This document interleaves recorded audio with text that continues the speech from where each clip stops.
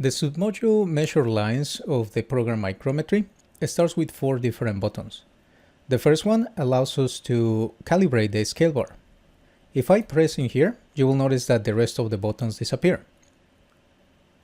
I can go now to my micrometer in the camera view and click with the left button of the mouse and then drag the segment that appears on the screen until I reach the end point of the unit that I'm going to be using as a reference.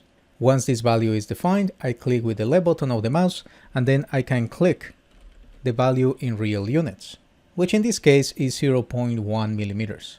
I press enter and that will bring me back to the main program. Once my scale bar has been calibrated, I can start creating lines.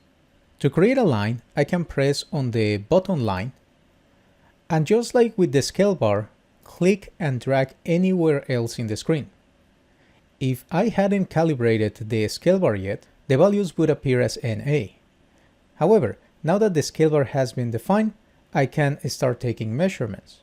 To confirm a measurement, I can simply click with the left button of the mouse, and that will provide a new tag that will allow me to specify the name of this particular measurement. In this case, I will call it test, and I'm going to press enter. That will bring us back to the main program. If I hadn't specified a particular path, the output will be created in a TXT file located in the subfolder inside of Micrometry called Measure Lines.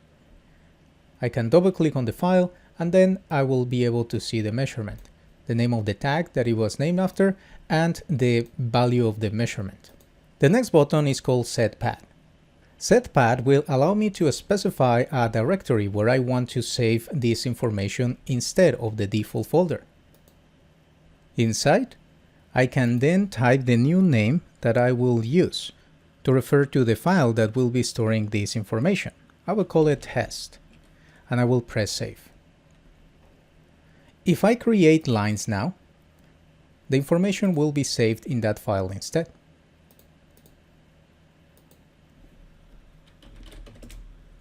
Test 1, and I will create another one called Hello World.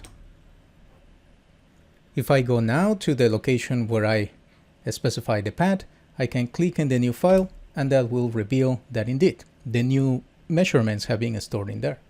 The last attribute we will talk about is the ability of taking pictures. There is 2 ways to take pictures in the program Micrometry. The first one is to click in the bottom picture and that will save in the location that I specified as the path, the image without any line or segments, rather just the original image.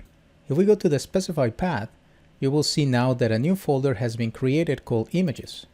And if I click in there, I will find the image of my microscope camera in there. The names start with numbers and they are enumerated up to 6 digits. Now, if I want to take a measurement and then a photo that I can save, I can go back to the line button, and once I'm in the line mode, I can click once more and drag. Only this time, before I click on the name, I can press the key button P in my keyboard. If I do that, I can go back to the folder images and the image with the segment will be stored in there.